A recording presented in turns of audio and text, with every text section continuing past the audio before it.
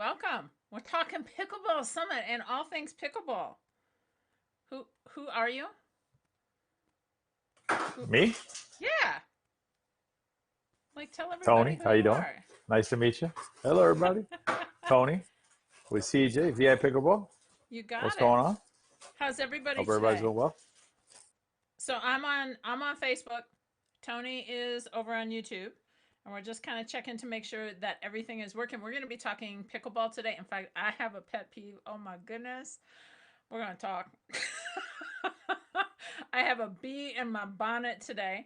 We're checking our tech and we're going to answer questions. And drum roll, we have a one of our presenters joining us probably in about 20 minutes or so that we haven't talked about this presenter yet. So I think that's probably pretty cool. And you know what? I have not had this person on my show live, and they were not on last year's Pickleball Summit either. Have you ever done anything live with this person? Tony, can you hear me? We have gone back and forth on not live like this. We've had some pretty lively conversations about some pickleball concepts and comments and things like that back and forth on Facebook and things like that. So I like him a lot. I think he's a good content creator. I took advantage of his content when I was first getting started, and I think he has a lot to the game. So I'm super happy to have him with us today. And you know what? I think he was one of the few that was creating content when I started playing pickleball. So yes, and we gave. See, I was kind of gender neutral, and you said he, so now everybody knows it's a him. You got to give the breadcrumbs as we go, little hints. All right. So we are live on YouTube and as well as on Facebook. So if you have any questions, please say hello to us. Ask a question. We're happy to answer 'em. Okay. Do I get to talk about my pet peeve right now? Because I'm just like busting at the seams. This is so irritating. You Let's do ready? it. All right. So here's my Go, pet go, you go. here is my pet peeve. It is about learning to play better pickleball. It is not I learn it this time of year and I play it this time of year. I there are so many people who say, "Well, I'm so busy right now cuz I'm playing." No, that is not how you learn a sport. It is not either or. That's not how learning sports works. When you are playing is the time to be practicing and incorporating new habits into your game, to be thinking about new strategies. It's not put it on a shelf until things slow down for me and I can think about pickleball again. That is not going to help you to improve. Okay, so that's the start of my rant. I have more, but I got to come up for I air. agree. I mean, it's kind of like it's like you would think like any sport, right? But it's not like when the baseball season starts that the baseball players stop going to the batting cages or stop fielding practice, having fielding practice or stop watching film of their opponents or of themselves, as they play. So, it is interesting. We run into this, and CJ and I have compared notes on this before in terms of, we with folks that we've worked, with individually in the past, and then in our current endeavor. It seems to be a pretty common thing. It's like, well, I worked on that already, so now I'm done with that, right? And the answer is, well, it depends on what you want, right? But if you want to continue to improve and you want to continue to get better as a big ball player, then the answer is no, you're never done with it. Actually, CJ, remember we talked about this over the last week or so, but I was actually editing it today, which is that Be the Boss Drills video. And I play senior pro pickleball, right? So I play senior pro, and I'm a competitive player at that level.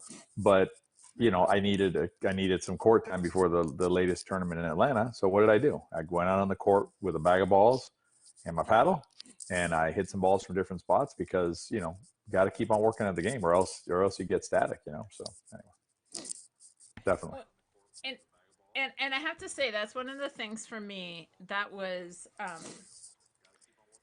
when I was, especially when I was teaching golf a lot. I still teach golf, but I don't teach it as often as I used to. And people would come to me for a lesson every week, and they would say something. I would ask them, "Well, did you practice?" No. Well, I went out and played. Well, great. I'm glad you went out and played. But how are you Right. going to improve? What's the plan? I mean, if you're going to work on your putting, or in the case of pickleball, if you're going to work on your third shots, you need to go out and do the reps. There is no substitute for repetitions. If you even look at it in a game, especially if you're playing pickleball doubles, in a game, how many third shot reps are you actually going to hit? Your chances are pretty good. You are not going to get every third shot. It's not going to come to you, and probably not every third shot is going to be, especially like if you're working on drops, not every shot is going to be a drop.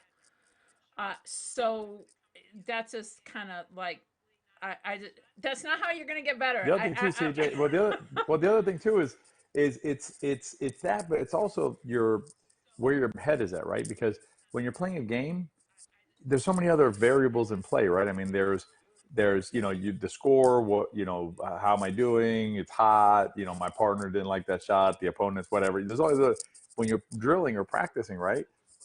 You have the ability to take a shot and try something different, right? You wouldn't do it in a game, but you might say, let me try my wrists a little bit like this, or a little bit like this, or let me bring the paddle under more, or try different things and see how it feels. And you're never going to do that in a game. And it's so different. And same thing, CJ. I have players tell me that all the time. They're like, yeah, I appreciate what we talked about. Then I went to I played, but how am I supposed to improve when I'm playing? And I'm like, I always say you're not. Like the not is the answer, right? And you can't really, understanding the game. How are you going to understand the game during play? It's just you're in the middle of it. I mean, how are you going to? I don't understand how people think they're going to like see the game better by just going out on the court over and over again. It just doesn't work that way, folks. So, and what I will say to this, CJ, is depends on what you want, right? As a player, if you want to just go out and have a good time on the court, I never begrudge anybody that. That's perfectly fine. I never, if I see basically total rec players, meaning, and again, I don't mean that in a bad way, but players who like just want to play rec and have social interaction, stuff like that, I applaud that, and that's great. But if you want to improve, then you have to do something else. So Exactly. So, and here's one of the things that I'm going to challenge you with. If you want to improve, you're an athlete, and you need to look at what athletes do. And so right now it's pretty interesting. So we have the Stanley, we have the playoffs for the Stanley Cup are going on. The NBA playoffs are going on. I mean, they've had a long season. I mean, both those are incredibly long seasons. Those players are still practicing in between their games. They are still out there, they're still doing reps, they're still practicing their skills, and they're the best in the world. Now, you don't have to practice and play 7 days a week. That's not what I'm suggesting. In fact, I don't think that's good for you. But there is a time to, if you want to get better, to combine practice and play. It needs to be done. Look at the best pickleball players in the world. In fact, I think we've had what, about 3 tournaments in a row. I mean, there's been a succession of tournaments right in a row, one after another.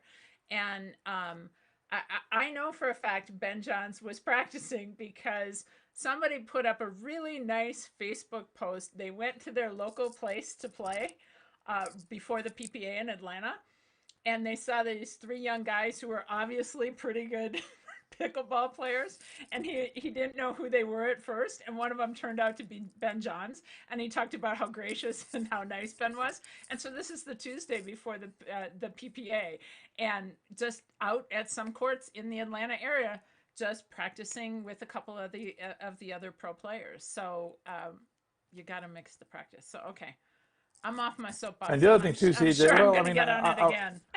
yeah, but I want to add another layer to it, which we talk about a lot, and you mentioned it by referring to the athlete angle, right? So think of yourself as an athlete, But there's also obviously we need to if you want to improve, right? Improving your shots, improving your understanding of the game is important, but also your physical. body, right? So, the way we play pickleball, to state the obvious, is through our physical bodies, right? So we need from our feet all the way up, all the way to the, kind of that old song, my hip bone connected to my whatever bone, whatever. And so, like, all the way to my hand, right? It has to all work. And so, like, if my shoulder goes out, that's going to be a break in the chain, right? Or if my back, or if my knee, or whatever. And so, having an understanding of that chain that has to work all the way from the court surface all the way up to the paddle, and working on those things, and like CJ said, you don't have to do. Nobody's saying, if you want to do it, great. You want to do, an hour a day of stretching and mobility, that's fantastic. But you don't necessarily have to do that. If you're doing zero right now, 0 minutes in a week, make it, I don't know, CJ, maybe you correct me on this, but 15 minutes a week, go to 10 minutes a week. You'll do something, you know what I mean? Go from zero to something, and then maybe you'll go to something else.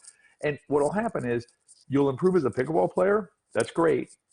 But like CJ and I always like to say, it'll also just improve your life. You'll be able to get out of, a chair easier. You'll be able to move around your, whatever you're doing. It's better living, so you have better living and better pickleball.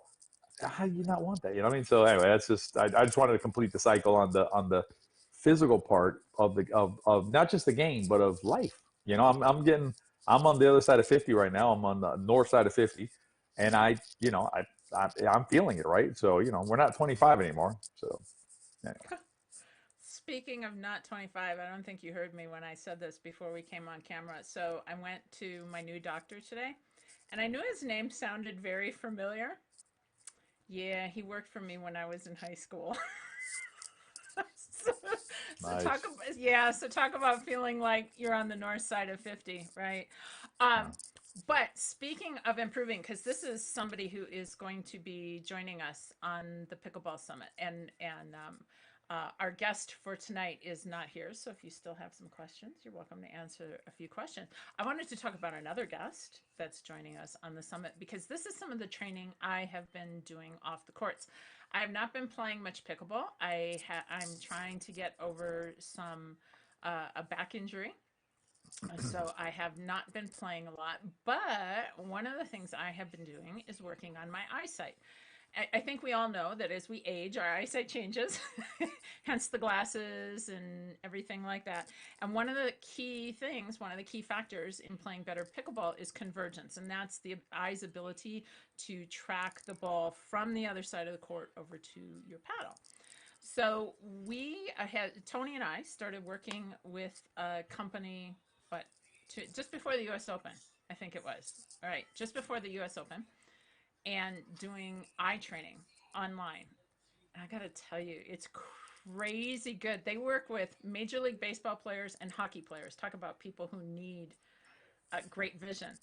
And that's what I've been doing. I have to tell you, Tony, every time I've gotten out on the court, I'm playing better pickleball. And it's not because I'm Right. drilling or playing a lot of pickleball. I truly attribute it just to that training that I've been doing. And I have been doing some other things away from the court, but I have not been able to do much on the court. Even when we go and drill right now, about an hour to an hour and a half. If I go an hour and a half, that's kind of like, that's it. Time out, we're done. That's all the back can take. So you're not going to want to miss that presentation. It's a company called Visual Edge, and we have Lucas McKnight, who was a baseball player himself. I don't remember. Did he get in the major leagues, or he was a triple A? I think a triple A ball player, if I'm not mistaken. Might have been, yeah. But yeah, that convergence divergence stuff, CJ, was fascinating. Those exercises, and just they're tiring when you do them because your eyes just aren't used to them. But CJ, real quick, there was a question on here, and Jack, thanks for asking this. It's something that I guess when we get on here, CJ, obviously I know you, you know me. Some of the folks on here know us, but Jack says he's new to the show. Could each of you give us a short introduction so we know you? So that's obviously something that we can do. So I'll go first since I'm speaking already. So my name is Tony. I've been playing pickleball about 5 years. I play competitively at the senior pro level. Became a senior pro last year, so that's what I'm playing right now. I 5.0 rated, if that matters. And I have a company called Into Pickle, and then CJ and I together have a company called VI Pickleball, which helps with really hands-on improvement for pickleball players. I think I covered everything. And I came from tennis. CJ, you go. I think I got it. I'm a multi-sport athlete, and I founded the channel Better Pickleball, which is designed to help players over 50 who want to live their best lives on and off the pickleball courts. I like to look at pickleball players holistically. It's not just about the stroke, technique, and strategy. You got to hit on those other areas as well.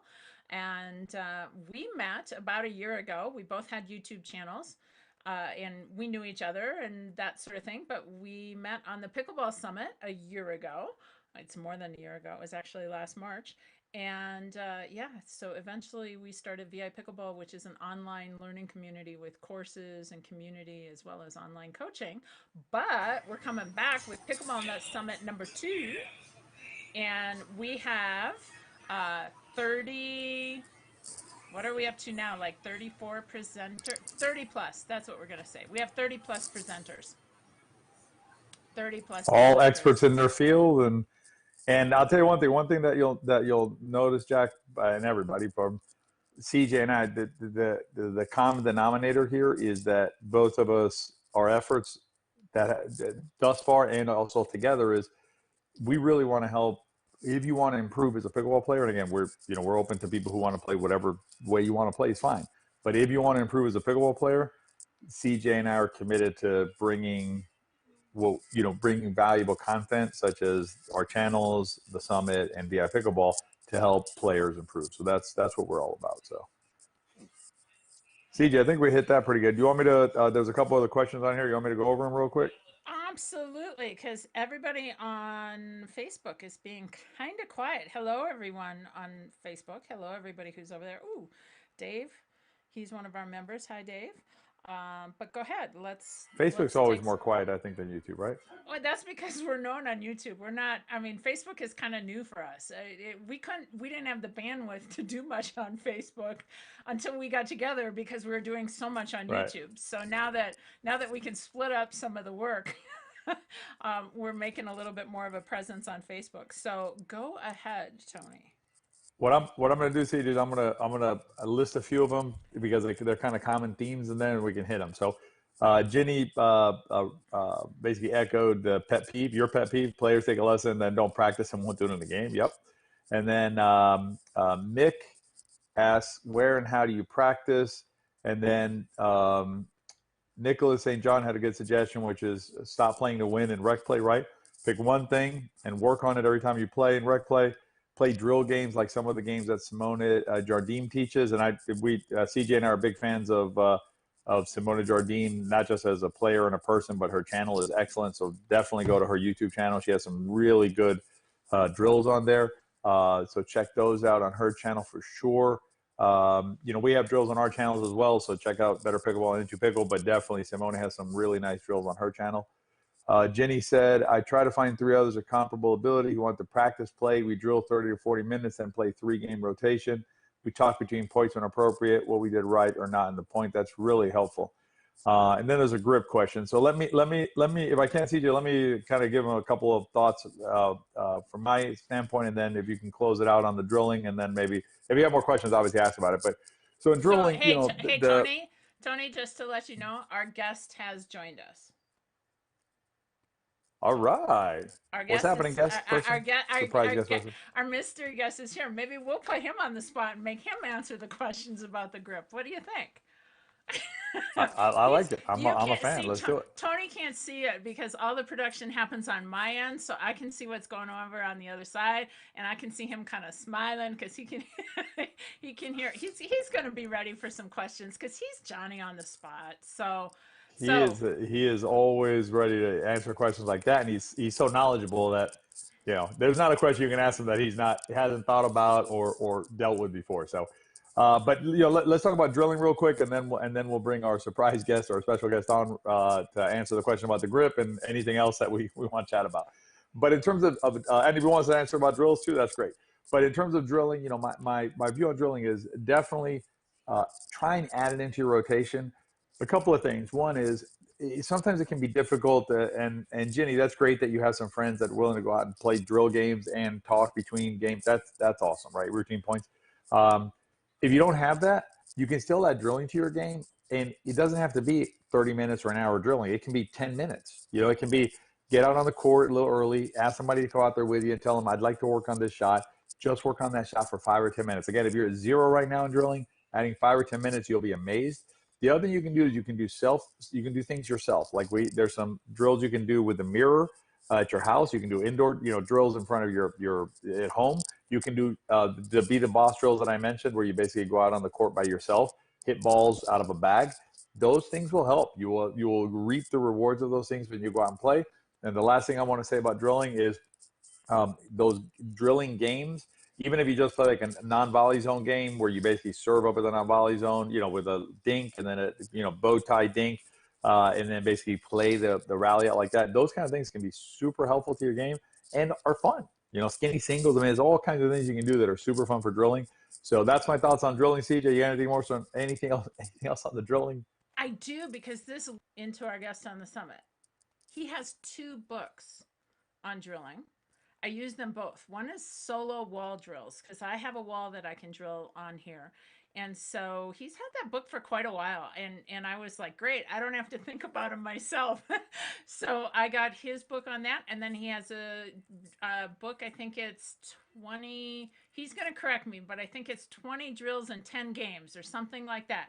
So if you are saying that our guest and one of our presenters on the Pickleball Summit is Mr. Mark Renison, then you would be correct. Hello, Mark. Hello.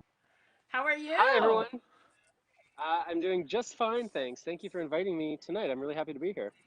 We're glad you're here. So, did I say the name of the book correctly? You Is did it? pretty well, CJ. You did pretty well. So one of them is 20 drills and 10 games for better pickleball, right? It's not just games and drills, but it's for better pickleball. And then the other book, 31 solo pickleball drills. And you're right, many of those drills are designed if you have a wall to use, but a lot of those drills are designed if you don't have a wall, because not everyone has a wall like just hanging around that's available to them, but they might have a court that's open. They might just have like a flat. I mean, I'm here like on a little parkway beside a river, and I guess if you wanted to get out there, you could go out there and you could, do some drills out there yourself if you wanted, right? So, yeah, we try to make it easy because we're trying to solve the same problem that it sounds like you two are talking about, which is how do we make it easier for people who are interested in getting better and are interested in putting in the time and some effort, want to do it in a way that's still kind of fun and interesting. And so you're right. Those two books have both been around for several years now. They're probably ready for a refresh, but they still seem pretty well received. So, Mark, and where are you? Where are you at? And it looks like a really nice weather out there. That's super cool. Like the tree behind you and So everything. the weather is okay. I will give you a hint. I'm going to put you on the spot, Tony, or CJ. Well, no, I think CJ knows where I am. Can you name the capital city of Canada? Of all of Canada? I just got a phone call. Sorry, the capital city of Canada is? I don't know. I'm gonna go with Ontario. That is a Not even province, and a close. province is sort of, well, a province is like the equivalent of a state. The capital Right, city right. of Canada is Ottawa, which is in the province of Ontario. So you're like, you get part marks for that for sure. So I'm in Ottawa right now. I'm here because we got some family, we got some health stuff that I'm sort of helping out. I've got aging parents, as many of us do, and so I'm here helping out this week. Happens to be my wife's 40th birthday, and so she's back home. But yes, this is what my colleague Kate calls golden hour. And so this is the moment in the day where she always wants me to shoot video because the light is perfect, it's not too harsh, and makes everywhere look good. Golden hour. now, Mark, how did you get into pickleball? We know that you came from tennis because, in fact, Mark and one of our other presenters, Nicole Havlicek, used to play tennis together when they were a little bit younger. How did you first get introduced to pickleball? Yeah, so that's right. Nicole and I go way back to junior tennis here in Canada, uh, 3 decades ago. Um, So the short version is I'd been a tennis coach for about 20 years, and we moved from Vancouver, Canada, to the small town where I live now of 20,000 people.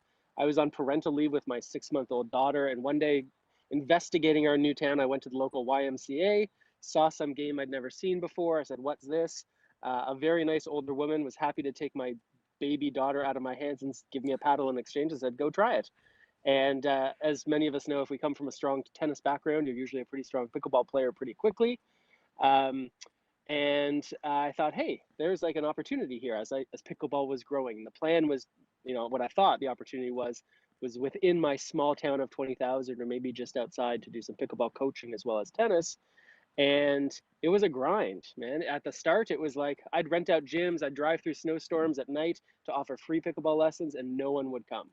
It was like telling people they should come for a darts lesson, right? And but slowly, I just sort of like grinded away. It's the story of any sort of startup. And about 6 months in, I got an email from a woman who said, "Hey, I like your YouTube videos. I think my club would benefit. What would it take to get you to come down to San Antonio?" And it blew my mind. And I mean, it blew my wife's mind even more because she was not sure about this whole pickleball thing. And I go down to San Antonio, and sure enough, there's also some people from Houston and there's some people from Dallas. People had a good time. They went back to their club and they said, hey, this guy came from Canada. It was pretty fun. Maybe we should get him to come to our club. And it sort of slowly built like that. And so that's been 6.5 years now. And now the vast majority of my work is in the United States, even though I still live in Canada. And that's the story. So it really is this like accidental business.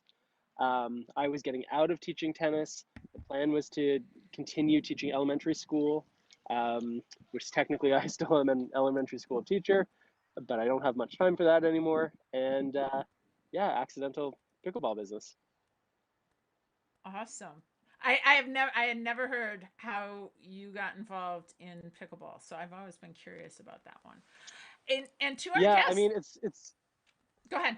yeah, it's really been a story. It's really been a story of like it wasn't a plan. There wasn't some grand plan. I know a lot of people when they start a business and they make a business plan and they put it together and like honestly, um, this feels like sort of happy mistake after happy mistake. And our focus has always been on delivering the best quality of the product that we can and sort of trusting that people will be able to identify that quality and like be into it. Um, and so that's kind of how we've sort of operated this. And of course, now things are getting much bigger and they're more complex. And now we have staff, and it's a whole different beast than it was 7 years ago. But it makes me really happy doing it. So I we want to talk a little bit about pickleball, but I have one more question because you have a pretty unique product in the sport that maybe not everybody knows about. And I think it's extremely valuable. In fact, one of our members said, gee, the city of where she lives had asked her to teach some beginner lessons. And I said, oh, here's where you need to go. Tell us a little bit about how Pickleball Coaching International came about and how that can help players who are tapped to teach some of those lessons. Yeah. So Third Shot Sports was the initial company. It's still sort of our cornerstone company. And what happened, sort of this evolution, was we saw how many more people were getting into coaching. As the sport continues to grow, the need for good instructors continues to grow as well. And we decided at first not to do a coaching certification program, just do coaching education, right? There were other certification programs out there. So we launched Pickleball Coaching International as a paid service because we think the materials are valuable. And we had many members come and they joined PCI to access all these different resources, not focused on pickleball, but focused on coaching pickleball.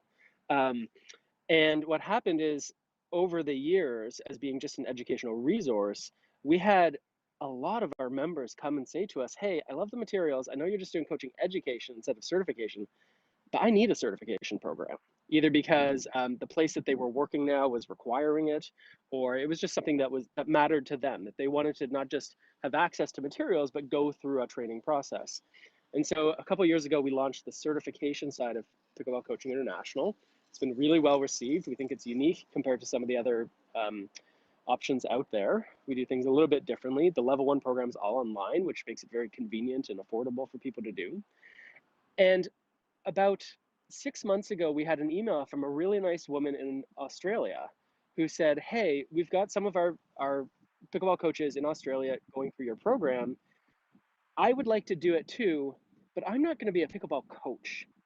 Um, and frankly, I'm not going to be able to meet the playing skill standards that you set for that level 1 certification program.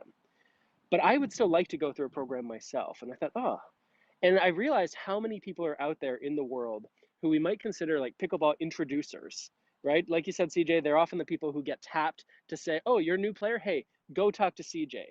Hey, oh, you're a new player? Tony's the guy for you. And Tony might just be like, I don't know, they just keep coming to me. And I'm trying to do the best I can, but I don't know what, I'm not interested in being like a full-time coach or making money, and maybe I'm just volunteering. And so there's a real gap in the coaching education program for those people who weren't aspiring to be real, instructors, developing players, and all of that.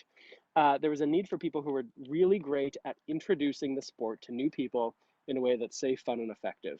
And so what we decided to do was to launch a program for them and to make it 100% free. And so anyone can go now to pcipickleball.com. You'll see the big bright sign that says free intro instructor program. You click on there, you sign up, it's totally free. And what you get from this is a whole bunch of resources, including lesson plans and all this stuff. And there's a 65-minute video, 65-minute long video that's got captions and everything. So you can see what's in my head. And I took 3 brand new players. They've never played pickleball. It was my wife and her 2 girlfriends. And we went on the court, never played pickleball. We recorded it. I put in all these captions to help the viewer understand, why are we doing what we're doing? What is it that as the instructor I'm seeing that's helping me make those decisions? We made it all free, including the lesson plan. And we've had, it's been now, I think it's now maybe been 2 months it's been around. And we've had more than 1,000 people go through this program. So we were right that there was a real need for those pickleball introducers to be supported. And we've had many people who start with this free program. They see it, they say, hey, this is great. I'm kind of like in tune with what this guy's doing. I like their approach to like getting going right away. And we've had many people who then have decided to join our paid programs, like the certification program, for example. So it's really been a win-win situation. We've been really happy to see how many people have gone through it and how positive the feedback has been. Even just today, I had someone who said, hey, we used your approach, it worked great. What do I do for lesson number 2 or 3 or 4 or 5? And we also have ebooks for that too. Awesome. All right, you ready to take some questions, Tony? Have we got some questions on YouTube? Yeah. Before we do, a couple of things, Mark, and thanks for joining us tonight and for the summit. Obviously, there was a question on here about posting the link that you're talking about. So it's PCI Pickleball, right? PCIpickleball.com, and then So in there they can find the. Sorry, go ahead. If you go to PCI Pickleball, if you go to PCIpickleball.com, you'll see sort of everything that we offer there, the different programs, and there's a big bright banner. I think there's even a button in the menu that says intro instructor course. So if you go to PCIpickleball.com, we make it really easy.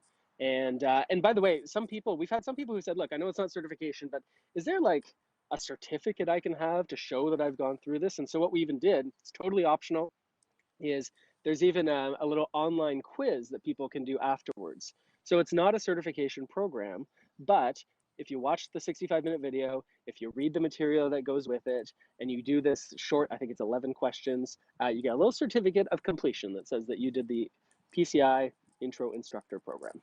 So PCIpickleball.com is the place to go. CJ, do you mind posting it on YouTube as well? Because I'm not sure, remember last time when I post on there. And then the question I had for you, Mark, before we get into the questions, and I do want to answer that grip question that let's see, Tommy asked. But before we get to that question, one of the things, because you reminded me of it when you said something about, you basically framed it like, getting folks started right away, right? Getting them on the court. I've been doing some, brand new beginner, some free courses here in St. Pete. They're teaching, people how to play. And I'm focusing on basically just, getting them out there with paddle in hand, hit the ball, play some points, play some rallies, just get into the flow of the game, as opposed to like getting bogged down with. I'm trying to explain the game to my dad. He's a tennis player, and I was explaining the scoring to him, and he was about ready just to give up on the whole thing, on the whole project. But I know that you're coming at the game in an interesting way these days, in terms of, we think of like the third shot drop and sort of a traditional, way of getting into the game. But I understand that you have some thoughts about how you're basically an evolution in thinking, I think, about how especially when someone's starting in the game. Maybe you can share a couple of the things that you're thinking about in terms of how folks, when they're first getting into the game and they're at the rec center getting bangers going at them and stuff like that, what are some things that folks can do when they're in those situations to help them get past those situations, past that, before they, as kind of a bridge, right? Before they can figure out the rest of the pieces that they may need in order to come back and, at the 4 or 5 level and Yeah. dominate. Yeah, I mean, I think, when it comes to playing pickleball, the thing that makes pickleball fun, the thing that makes people go home and tell their family what they just learned, isn't the history of the sport. It's not how to keep score. It's not the serving rotations. It's not even the rules about the non-volley zone. That's not the fun part of pickleball. The thing that makes pickleball so fun to play, I was out there tonight and the courts were packed. These are public tennis courts with lines on them using tennis nets. The 4 courts, there must have been 30 people out there playing pickleball. Very bad players, most of them. They were loving their lives. And it's not because of the rules or the scoring or the rotation or like the controversy over the name of the sport. That's not what's fun. What's fun about the game is hitting the ball back and forth. And so we as instructors, I believe, owe it to our students to give them as much of that fun stuff right off the bat, to make that initial touch really great, to not worry about how should I hold the paddle, or what's the grip to use, or what's the rule about the non-volley zone, or even the 2 bounce rule. That stuff will come, of course. You have to learn that because otherwise you're not playing pickleball. But it's not at the heart of what makes the sport great. And so what I think is really important is that we as instructors, we start to think like, okay, what actually matters here? When my friend goes out, when this person I'm doing a lesson with tonight, my wife, for example, right, and her 2 girlfriends, when they go the next day to the local community center to play with other beginners, they're not going to be receiving a lot of third shot drops against those other beginners, because that third shot drop is really hard to hit, right? Beginners don't really hit them successfully very often. And if we think as coaches, okay, wait a second, a dink is actually a response to a drop. It's a very intelligent response to a good drop, right? You don't want to pop up the ball and they hit it hard and all that stuff. So when you get a low ball at the net, playing a dink is really important to learn. But my wife and her friends, when they go play with other beginners or novice players, they're not actually going to receive a whole lot of those really good drops because they're playing with other beginners. So why would I spend time teaching them the nuances of dinking when they tomorrow go to the local YMCA, are never going to be put in a position, or very rarely put in a position, where they're going to need to use that dink?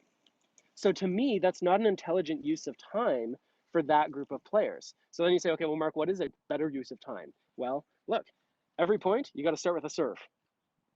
Every point, there's a return of serve, or at least an opportunity to return a serve. You know what happens a lot? You return serve and you come up to the net, and you know what happens is your opponent's return serve and come up to the net. So I better make sure that my beginning players know how to serve, know how to return and come forward, and know what to do when the opponents are at the net having return serve and come forward. How to send some kind of a third shot. And I don't think it needs to be a drop. In fact, I think it shouldn't be a drop most of the time for beginning players. So I think that our approach, both at Third Shot Sports and specifically at Pickleball Coaching International, I think one of the things that makes us a bit different from some of the other organizations, and one of the reasons why I think we've been as successful as we have, is that we are not stuck on some traditional Platonic notion of how pickleball is supposed to be played. What I care about is that these people that I'm working with right now, what can I do with them to make their lives better quickly? So that when they go to the gym tomorrow with these other players, they can go and have success. And is that going to be the end of the road for them? No, certainly not. Because eventually they are going to play people who can play good drops, right? But if I do my job now, where when they leave me, they say, man, that thing that you taught me yesterday, that like really made a difference. Then when all of a sudden they think, shoot, I better learn how to handle a drop. Guess who they come back to? A person who helped them in a really sort of practical way. Didn't waste their time talking about whether pickleball is named after a dog or a boat. That to me, and sorry, I don't mean to like disparage, but I think I'm passionate about this, and I think it matters. And so I think a pragmatic approach that puts the needs of the students first, not some idealized notion of what pickleball is supposed to be, or this is how I see Riley and Tyson, or whoever, Simone and Lucy. This is how I see them playing. Therefore, this is how I should teach my beginners to play. That is not putting the students first, and that's, I think, a problem that that coaches sometimes face. I like it, Mark. I like the fact that you're bringing an innovative approach, and it's sort of a different way of looking at it, a fresh way of looking at it. And I do like you use platonic and pragmatic all in that one presentation. So that's good stuff right there. Let's jump that's what into the a two real specific philosophy thing, degrees Mark. will get you. I love it, man. Let's talk about. So Tommy has a question here, right? I hope Tommy's still around. So if you're there, Tommy, we're gonna get you answer on this. So his question is, what are y'all's thoughts on the ping pong style grip? I think he's talking about the Rob Cassidy sort of like grabbing the paddle grip. I'm fairly new to the game and had trouble with the conventional styles, but I've had people tell me not to do it. However, it's the most comfortable. So, Mark, why don't you hit it first, and then see what your thoughts are on that, Okay, so was it Robbie or Bobby? Tommy? Tommy. Okay, not even close. Okay, so look, like the first thing I hear is Tommy says, "Look, I tried these other ways. I tried the other way people told me didn't work for me. I don't know why it didn't work for him, but it didn't work for me. Now I'm trying this way. Feels great. People are telling me not to." Now, I'm not saying that's the only thing that matters, how it feels, because there's lots of reasons why something might feel good right now, and they just don't have the wherewithal to know about, like in the bigger picture, whether this is good or bad or whatever. So, but I would first say, like, hey, like feelings matter, and if this is feeling good to you, um, that's worth keeping in mind. There are some real advantages to this, the choked up. I wish I had a paddle with me, but where you choke up a lot, you're holding it almost like you're using a pen. Sometimes it looks like ping pong players do. So if you think about the paddle and the arm together, it forms a lever, right? And the longer that lever is, the more powerful it is, the stronger it is. But also, the longer that lever is, the harder it is to control. Imagine if you were using a paddle that was like 3 feet long, right? When you finally made good contact, that ball would fly, but it's going to be hard to make good contact because it's 3 feet long, right? By choking up like that and using that ping pong grip, you're essentially shortening the lever. And so Tommy is going to have like much more control, or significantly more control, um, connecting with the ball because it's now shorter and it's closer to him and it's that shorter lever. So that's a good thing. There are some drawbacks though, because by choking up like that, he's essentially shortened the paddle. So now his reach is going to be less. So on those passing shots that people are trying to hit by them, he's going to, let's say he's reduced the grip length by 2 inches. So now he's got less reach on both his left and right side. If he gets lobbed, he's now got less reach. Even reaching forward into the kitchen for those marginal balls that he might hope to attack, well, he can't reach as far forward. So that ball that might have been attackable now goes 2 inches further and gets lower. So that's a drawback. There's also the power issue, right? Because the shorter lever will have less power than the longer lever. So I think it's a matter of, in this case, thinking a little bit about your game style. Like if Tommy is the guy who's like, no, I'm not a power player. I am going to dink my opponents to death. That's what I do. Rob Cassidy would be a good example of that, I actually think. Callan Dawson, same thing. If that is your game style where it's all about touch and control and just outlasting, then you might say, this is a trade-off I'm willing to make.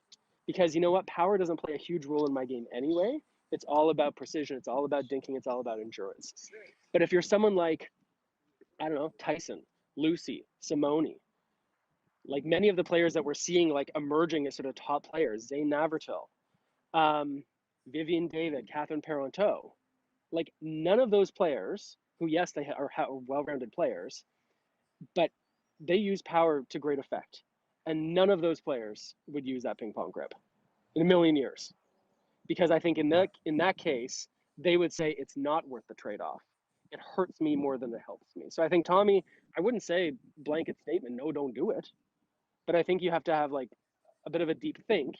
And maybe if you have sort of a coach you trust or a player you trust who doesn't just say, oh, don't do it, but someone who's thoughtful about it, to then think a little bit about the kind of game that you play now and the kind of game you see yourself playing in the future, and then make the decision whether it's worth sticking with that or like, hey, you know what, I'm going to give a more traditional grip a bit more of a try and see if I can figure out what's holding me back.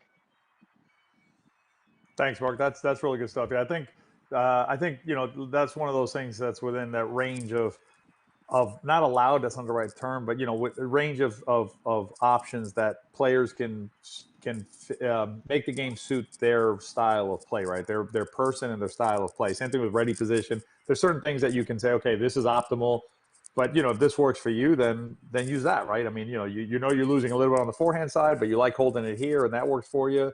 Okay, Yep. great. It's not going to kill you. Whereas, so yeah, definitely. So CJ, what do you think? You good with that one? I'm good with that one. I now we've got a All right. question coming from Facebook. This is Terry over on Facebook. Oh. So Terry wants to know, what do you suggest as a percentage of drilling versus playing for game improvement?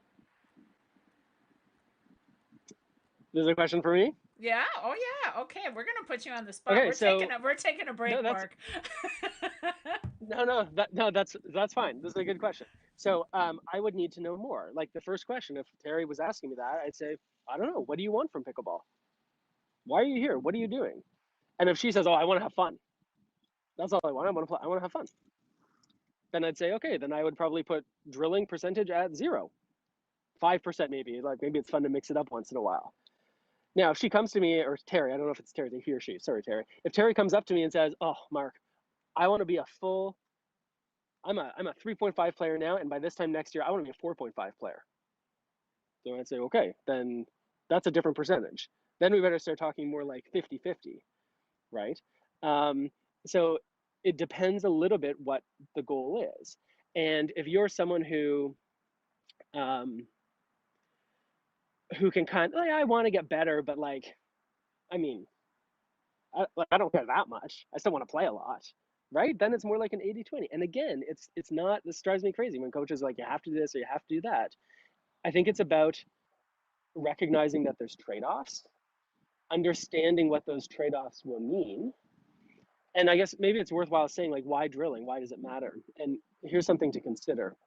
Next time you're out playing pickleball, or maybe watching pickleball even, um, count how many times that you touch the ball in, I don't know, let's say 5 minutes, right? Or if you're watching people play, pick one person and just watch them, set your watch, and for 5 minutes, count how many touches they get in those 5 minutes. And then of just playing a real game. It's not going to be that many. Let's call it, I don't know, 30. And then you go and you do some real deliberate practice. Me, my partner, I go out, I hit a bunch of balls, I'm working on my third shot, keeping it low or whatever it is, for 5 minutes, then count how many touches you get. It's not even going to be close. The number of touches that you get in 5 minutes of good deliberate practice is like way more than the number of touches you get through playing the game of pickleball.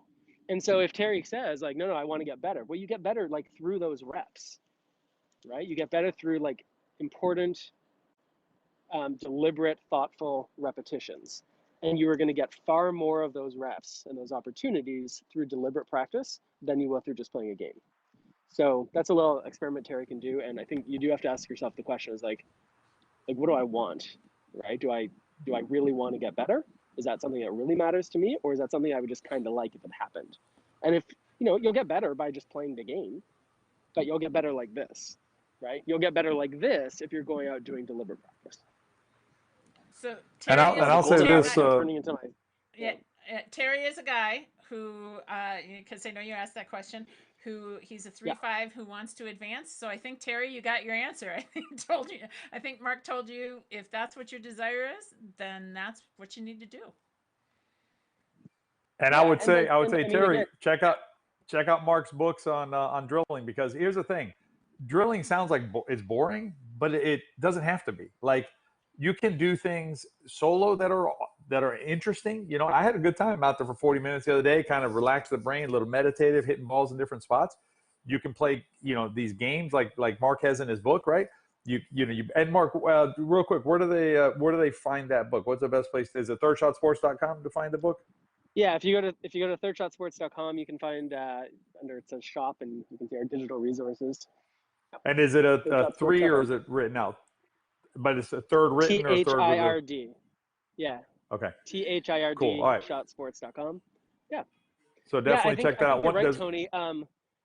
Yeah, like drills on their own are not inherently fun or boring.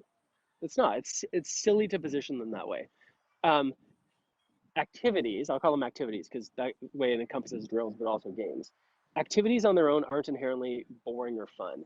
It's how you approach them. And so um, you can do so many little tweaks, and this is where it's important to have like a good experienced coach who has like a long library of like activities they can do, and they know how they can tweak them quickly to make it more interesting or make it more challenging or put more pressure on or whatever. And you can do that. And I understand if you're like, I don't even know what drills to do. I mean, it's one of the reasons we wrote that book. It's one of the reasons why the Pickleball Coaching International, there's like 70 videos on different drills and games and activities you can do with your players if you're a coach, because not everyone has the library from which to draw of different kinds of activities, and then a good understanding about how to tweak them. You know, sometimes people say to me like, okay, well, what's a good 4-0 drill? Well, very often a good 4-0 drill is exactly like a 2.5 drill, except with different rules and restrictions, right? And it's those rules and restrictions that make it more challenging or less challenging, depending on which way you go. And it's that degree of difficulty in controlling that then determines how fun or not that activity might be. That's Awesome. funny you say that because there's only so many different shots in the game, right? And like it's funny 'cause, like players are like, well, I want to be a 4-0, and you're like, yeah, it's the same shot. You're just gonna do it better and maybe like a little bit differently, but it's like there's still a third shot, right? I mean, I don't know what to tell you about it, so it's still a third shot. But anyway, Mark, we're going to sleep well tonight because Tommy is 6'4". So Tommy's not going to have any problem with that grip. He's going to be able to touch the net probably with it. So I got another There we question here go. from Clayton. I know, from Clayton. Clayton, and I think I know the answer, so I'm going to suggest an answer, Mark, and if I'm wrong, please supplement or fix it Okay. or whatever. So Clayton's question is, would love input about how to approach a tennis club manager about rolling out an intro to pickleball for tennis players. I think it will go over well. I'm going to suggest you, Clayton, that you go to the PCIpickleball.com, click that yellow thing, that 65-minute video. Basically, I think that's what you're talking about, right, Mark? That in that video. Yeah, I mean that's a good example of what an introductory lesson might look like for newer players. And this could be obviously if you have people who come from strong athletic backgrounds, especially tennis backgrounds, you can accelerate it a little bit quicker because they will often have those skills. But it sounds like that question from Clayton is specific about approaching management at a club, right? If I understood that correctly, it's like, hey, how do I convince this tennis club? And this is actually some work that I'm doing. I work for Tennis Canada, believe it or not, uh, helping them because Tennis Canada recognizes, like many of us do, is how huge pickleball is becoming. And tennis instructors, tennis directors are feeling some, I don't want to say pressure, but are recognizing, the good ones at least, are recognizing the huge opportunity that pickleball presents. And I know sometimes we make this mistake of pitting tennis players against pickleball players, and it's one or the other, it's us and it's them. There's finite resources we're going to fight over. I think that's a mistake. I think the trick is to have the management. One, it's great if you can get them on the court yourself. If you can get that general manager or that rec department director or whoever it is on the court playing pickleball, don't waste their time telling them that it was invented in 1965. Just get them hitting the ball. That's the first thing, because then they're going to get hooked and you're going to have easier chance to get buy-in. And if you're not able to get them onto the court, then I think you think like, okay, well, what is it that matters to this person in the position they're in? It depends a little bit depending on the club. If you're talking about a private club, the mandate is slightly different than if you're talking about a commercial club. But to try to get in the mindset, like, what is going to convince this person this is a good idea? And very often it's that there's demand, right? And that demand will often turn into dollars.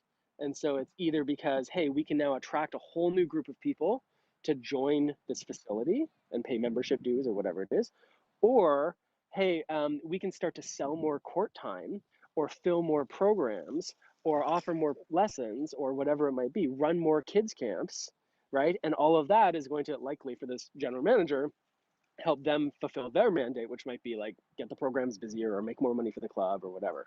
So I think it's, again, I talked earlier about as instructors coming from a student-centered approach, what matters to the student. I think in Clayton's case, it would be helpful to think about what are the goals of this GM, and then to position your presentation, for lack of a better word, with that in mind. And if it's about, hey, we got to make more revenue, we're coming out of COVID, everything shut down for a long time, we got to get some money coming in fast, then you start to tell them about how much demand there is for pickleball, and we start to see the meteoric rise and whatever.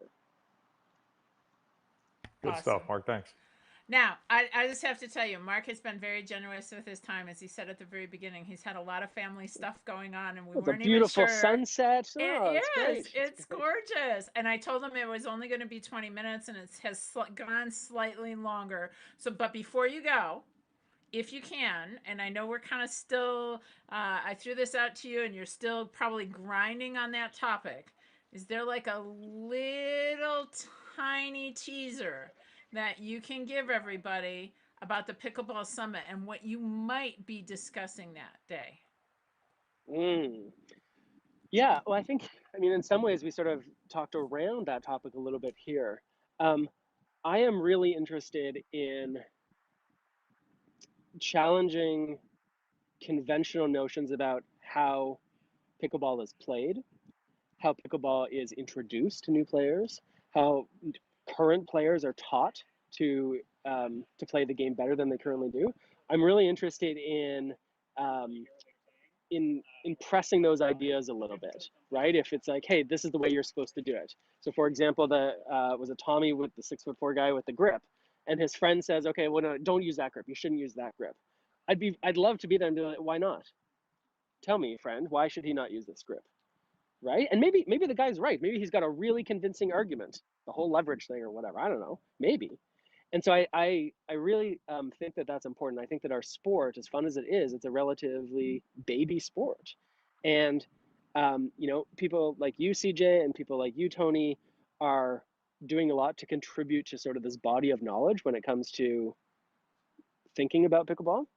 And I think that one of the contributions I try to make is to identify some of the conventional ways about thinking about pickleball that maybe we've always heard, but no one ever explained why, and pushing back on them a little bit, testing them a little bit. Maybe they do hold up and maybe they do make sense.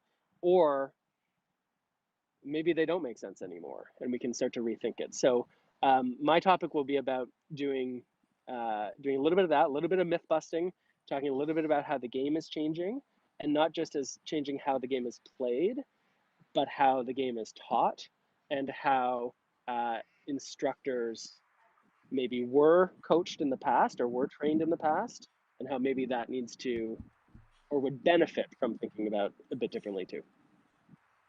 Awesome. Mark And will be, CJ, if I can, real quick, yes. uh, Mark and I have enjoyed some lively debates in the past about pickleball topics, and I've always enjoyed my conversations with Mark about different ideas.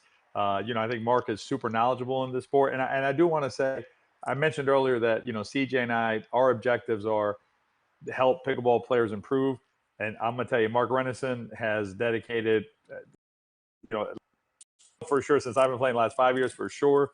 Mark is one of the most dedicated, I would say proponents of the game, growth of the game and working towards the game. So Mark, really appreciate everything you do for the sport. Absolutely. Oh, thanks. I appreciate you too. I mean, Tony, I know you remember we run pickleballteachers.com, and it's a way for people to find instructors. And I know whenever someone's sort of in your area looking for lessons, and I see that, I was like, hey, here's your guy. Go talk to Tony. And I do think, one of the things I appreciate about both of you, and one of the reasons I'm really looking forward to the summit, is I think for any sport to be taken seriously and to mature, there needs to be space made to have conversations that sometimes come from different points of view, and for people to be professionals, to realize that it's not personal, right? If you think, no, Mark, the two-handed backhand is the way of the future, and I'm like, I don't know, it's not because you think I'm a jerk, right? Like we can have good, vigorous debate about a variety of different topics that isn't personal, and I think it's really important for a sport that wants to grow and mature to have a forum to do that. And that's one of the reasons I think Pickleball Summit is a really exciting opportunity. We are so grateful to have you. Mark will be presenting. He is our keynote on the last day. He is going to be on June 30th. We're going to be starting registration relatively soon, coming up on June 1st. So that's coming up next week. And you can look for information. It'll be in a couple of places. You'll see it here on VI Pickleball. You are going to see it over with Mr. Renison as well. You can find out more about him and what he's got going on right now at Third Shot Sports, third spelled out, Shot Sports, and we put it in the both the Facebook and the YouTube, thirdshotsports.com. You can catch up with everything that he's got going on, but we got a lot of good stuff coming your way on the Pickleball Summit. Mark, thank you so much for taking time out of your schedule to come and talk to all of us. I learned a lot Yeah, today. My And pleasure. Mark, good Always luck great with to the talk to you. And family, and thanks for yeah, everything. thanks, guys. All Yeah, I right. appreciate it. All right. Have a good night, everybody. All right. You too. Thanks, Mark. CJ, we had a quick question from Jack about the Pickleball Summit. The best way to stay informed about the Pickleball Summit is you go to wearepickleball.com/7 tips, right, CJ? And it's seven, the number? The number seven. Seven, the That's number. So correct. Yep. wearepickleball.com/the number 7 tips. You'll get a 7 tips download that you can access, but you put your email in there. That makes sure that you get notified of future events for VI Pickleball, including the summit, and you'll get the dates. We'll also keep on, you'll hear about it in other places, but if you want to make sure you get it, that's the best place to do it. So I am just putting that. Oh, and I just spelled it wrong. That's what I get for trying to do it fast. Uh, but I am going to put that was that really both. interesting, CJ. That was always good to talk to Mark, right? I mean, his thoughts about pickleball. He's been doing this for a while, and just really interesting stuff. To ponder. So Well, and I think one of the things that I really like, and we were doing this last night. So last night inside of VI Pickleball, one of the things that we do is we do a game breakdown. So we have a focus for the what we're trying to teach during that game breakdown, but we watch the video together. And most of the time, Tony and I don't watch this video beforehand. He's the one who puts the video together, but then he just plays it and we start talking about it. And as an example, last night there was something that he saw and I saw it kind of differently. And we talked about it as a group. We talked about it in front of the group, and we decided it was 50-50. In this case, he neither of us were right or wrong. You can see it both ways. And I think when it comes to pickleball, I always say this. It sounds like it's a cop out, but when somebody asks me about something, with the exception of a few things, if you are a returner, you got to get to the non-volley zone. You got to run right away to the non-volley zone right after you return it. That's kind of one of those. There are no ifs, ands, or buts about that one. Get to the non-volley zone. But with most things pickleball, the answer is it depends. It depends, and Mark's insight into Clayton tonight, and not knowing Clayton's 6'4", and doesn't need that leverage. I think it was extremely insightful, mm-hmm. in the way he presented it. Now, I would also take different tacks on that and say, but it's what he said as well, is depends on where you're going to go, because the further you go in pickleball, the more cumbersome that grip may potentially be. Potentially. Right. It depends on what you want to do. You can look at a Jeff Warnock. Jeff Warnock doesn't have a backhand. Right? I mean, he hits everything like this, and it's because he has an extremely different. It's interesting. I'd break my wrist if I tried to put my hand on a pickleball paddle like that. Holy moly! There's a reasonable number of players that are playing with no backhand nowadays they're having reasonable success. I mean, it's gonna be hard for them to beat a Ben Johns or a Zane Navratil or something like that, but it can work. So that's the beauty of pickleball too. It's you adapt it to your personality, to your skill set, and things like that. CJ, before we leave, I want to make sure everybody knows that this is Pickleball Therapy Live. So this is CJ and I live with y'all on Pickleball Therapy. Tomorrow morning, our podcast drops. So check it out on Spotify, Apple, wherever you listen to your podcast. It'll drop tomorrow. It's going to be really interesting talking about why you should forget the score. You'll see. Ooh, that sounds pretty interesting. We are here every Thursday night at 4:30 Eastern, 7:30. Or I'm sorry, I always said that backward. 4:30 Pacific, 7:30 Eastern time. Tony's on the other coast. I'm on the left coast. He's on the right coast. And that's not political. That's just that's just where the sides of the country. We will be back here next Thursday night. We will probably have a different presenter. We have, as I said, 34, I think is what we're up to, 34 presenters. For the Pickleball Summit, we've announced Barrett Kenchelo of Pickleball Kitchen, Nicole and Jordan Briones of Primetime Pickleball, and Mark Renison of Third Shot Sports. Uh, Plus, we have some other people who are just, I got to tell you, Hall of Famers. So we have a Hall of Famer on. We talked about different equipment and mindset. We've got Coach Pete. He's one of our favorites. And if you are not familiar with the book Compete, Learn, and Honor, on the Pickleball Therapy podcast, Tony did a series with Coach Pete. What episodes should they start looking at? Go to episode 9 and listen. If you're driving a pickleball and you want to have a better game, just it's like 12 minutes. Just listen to my interview with Coach Pete. It's 5 parts, but just listen to one of them, and you'll go out and play, and you're just gonna be so much more relaxed and have a better perspective. Check it out. You're gonna like it. All right. So we'll be back here next Thursday. Stay tuned for some announcements. Registration goes live. That's talking live, June 1st, 8 a.m. Pacific time. That's when we're going to put it live. And you're going to see, I think, all of the presenters. I think we'll have almost everybody in. There might be one or two. There's one or two who are still working on getting in there. But you will see all of the presenters. And it is an amazing group of people who will they're all here because they want you to play better pickleball. So make sure that you get registered for the summit. All right, I've had fun tonight as usual. Okay, Thank you, CJ. I will see you soon, my partner in crime. And hey, get out Yep. on the courts.